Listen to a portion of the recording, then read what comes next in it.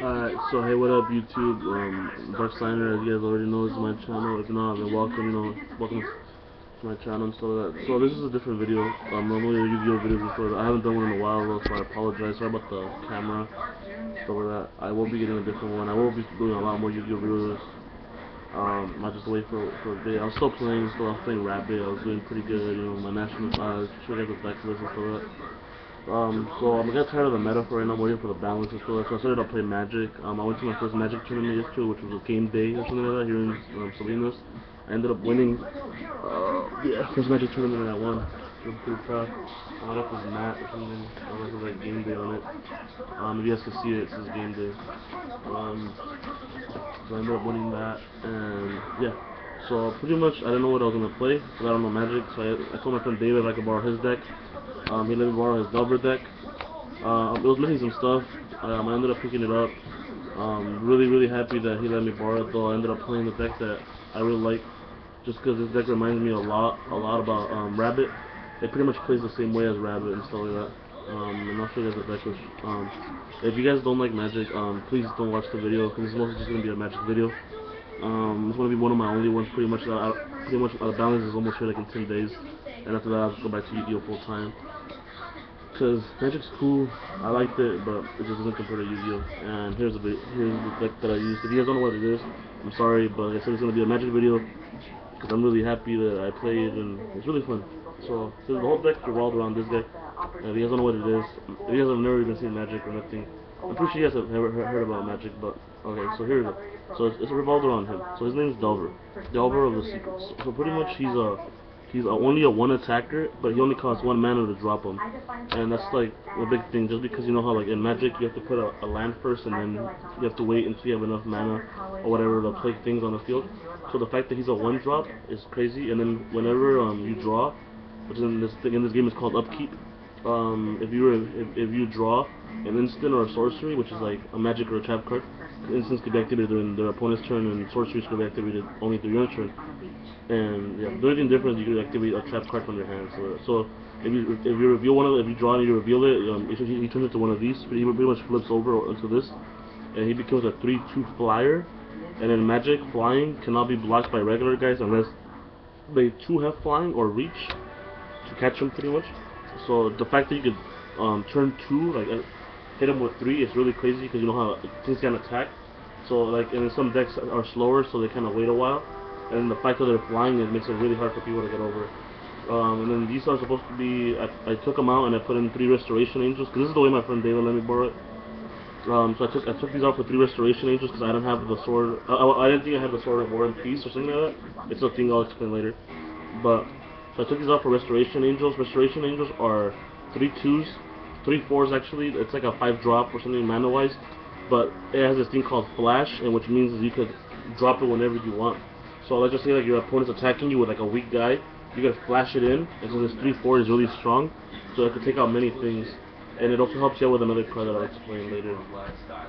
And then I played 4 Snapcaster Mages. I borrowed them.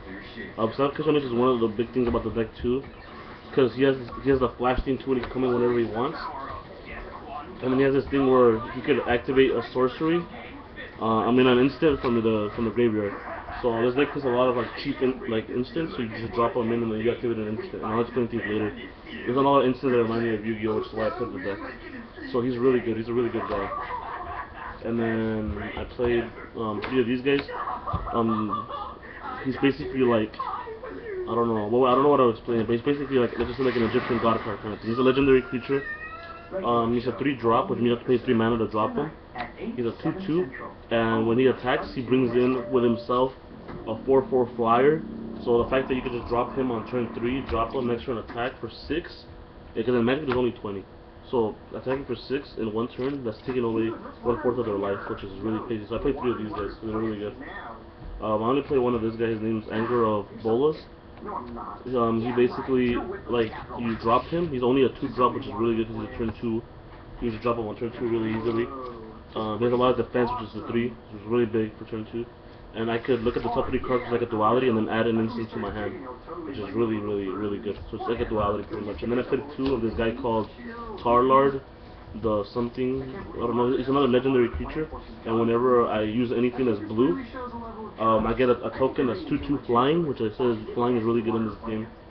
Sorry if you guys don't understand any of this, I'm sorry, but I just wanted to show you guys this because I'm really happy that I did it.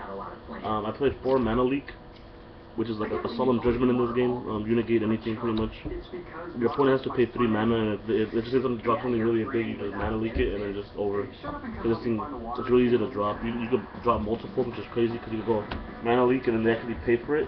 You could drop another mana leak, and then just win the game off of that one, which is really good. And like I said, you could bring these back with like this guy. Let's just say like your opponent activates something. You go, okay, I'll flash in this guy. Activates the effect to use the mana leak from my graveyard, which is something they didn't see coming, you know, which is really crazy. So let's just say you already have like all 4 mana leaks in the graveyard, so they're like, okay, I'm gonna go off, I'm gonna pay blah blah blah to drop this guy. They're like, okay, I'll flash in him, activate this from the graveyard, and then yeah, and you have multiple. Like I said, it's like basically playing 8 solemn judgments in the back, including him. And then you have this thing called Vapor Snag, which is a it just costs 1, which is really good. It's a compulse. You bounce back a monster, but they do take 1 life, which is really crazy, because the fact that you can just bounce a monster and they still take damage for it is just amazing. So these are basically already taking away 4 from your opponent, and then you bring him in, they're taking already 8, which is really good. 3 Thought Score is basically a card that it makes whoever you want mill 2 cards from the graveyard, and it's also a 1, which means you only have to pay 1 to use it, and then you draw a card, which is really good, because let's just say you have like Snapcaster Mages in your hand, you could go Thought Score, and then mill yourself, and then get things into your graveyard, and then activate him, and then drop things from the graveyard. So yeah, but I only played 3, so that's all I really needed about that. I did play 3 of these, but I only borrowed 2. This thing is really good. Oh, David, thank you again, bro. Like, you know, I'm still really happy about that. So Gunshot, you paid 2 life, or red, but I don't play red in the deck, I just play blue. So you played 2 life, and you kill a 1/1, or you take away 1/1, which is really good, because a lot of people like just play little guys sometimes. You just Gunshot them, which is just it's simple, just removal, 1-for-1 removal. And they play this card called Ponder, like another 1. Which is, the reason you run 1s is because you use your mana for other things, like dropping like your Restoration Angels or stuff like that, and then these are really cheap to use. Ponder, you look at the top 3 cards of your thing, and then you arrange them in any order and you draw, or you can shuffle and then draw. But the thing is, like, the main play is this. Let's just say you open up with a land, this, and this, right? You go, okay, activate the land, you go Ponder, so you look at the top 3. And remember I told you guys about the instant or sorcery that you draw? So you go Ponder, look at the top 3. So the first one you're gonna choose is something that you don't want, like it's something that you want, like right there. I mean, like let's just say like a land or something like that for later. The second one you use is another thing, and then the third one should be your instant or sorcery. So you go 1 turn this, second turn you drop him, and then you draw whatever you needed, and then the third turn when you draw, it'll be the instant or sorcery that you put at the 3rd card, you know. So with this, you put the instant or sorcery at the 3rd spot. So turn 1 you use this, turn 2 this, and turn 3 you draw into your instant. Which is, so this thing flips over, and you're really set up, really far set up. And then I used 4 of these. They're called Galixian Probe or something like that. It's either you pay 2 life or you pay a blue, which is really good. And you see your opponent's whole hand, and you draw a card that's really broken in the fucking game. So it's like an upstart goblin, but on crack, because I get to see your whole hand. It's pretty much like a drag down and all that shit combined, you know. And only those mind pushes in this game. So yeah, so 4 of these, they're really good. And then I did play 2 Sword of War and Peace, which is it's just pretty much you attack and then blah blah blah. It's just really good. It's almost the same thing as this. I did play 1 Sword of Feast and Famine. Whenever a creature deals damage to a player, the player discards a card. And I untap all my lands, so I can start using all my things again. Oh, the Sword of War and Peace, it also gives you that +2/+2. So when you attack, your opponent takes damage for each card in their hand. I never drew the Sword of War and Peace. I drew this one the one I needed in the finals. Against I drew it against the pot, not the pot armor. If you guys play Magic, you guys know what that is. I didn't play this. This was just let me borrow it. It's really good. They had it in the side deck. Because if you're less than your opponent in life, you gain 6 life, which is really crazy in this game. That's healing that's pretty much putting 2,000 life points back on you. And if you have less monsters, it gives you 3/1/1 tokens, which is really good. I haven't played these. These are supposed to be the Wars and Peace. And then the lands, which I played 4 of these because these are the ones that They're dual lands, so you can use your plains or your islands, which is blue or white, you know. So that's where it matters. And then so same thing with these, blue or white. And then you run 9 islands, which is really good. And then I only ran 2 of this card. This is my final 2 cards. This is just my friend let me borrow it. So I ran 2 of these because these things are really good. It just counts as more mana.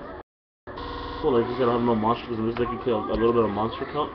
So what you do is you you tap this, so you activate it, and you pay 2. You play a flame, which is like a white and a blue, and you bring out pretty much a token with flying, which is the nuts. And so like, so that's the Magic deck. I'm not gonna explain the matchups because I don't want to confuse people. But it was 8 rounds in total. It was 5 rounds of Swiss. My first tournament. It's just a local and stuff, but I'm really happy. And yeah, I pretty much just 2-0'd everybody until the top 8, I believe. Where I played a deck that was kind of like this one, but he played zombies instead, which is really annoying. But I was able to pretty much keep them out and beat them and stuff like that. And then top 4, I played against a really bad Mirrorman. I mean, a really bad like matchup for me, and I'm still able to beat it. So I'm really happy. And yeah. Hopefully you guys, and then finals are just against the Nylopot. I played Nylopot in Swiss too, but yeah, so that's another thing. But yeah guys, hopefully you guys enjoyed the video. If you guys don't play Magic, I'm sorry. Again, I'm sorry. But I wanted to post this up just because I'm really happy for it. I probably won't start doing Magic again in my channel. I'll probably just make another channel for Magic. If you guys want to do that, just let me know. And yeah, hopefully you guys like the video. Again, Magic's a really fun game. I'm playing it because Yu-Gi-Oh's kind of bad right now. Magic's okay, like this decks are broken, but it's actually you cancel it, which is why I'm playing this. Is basically anti-meta for them.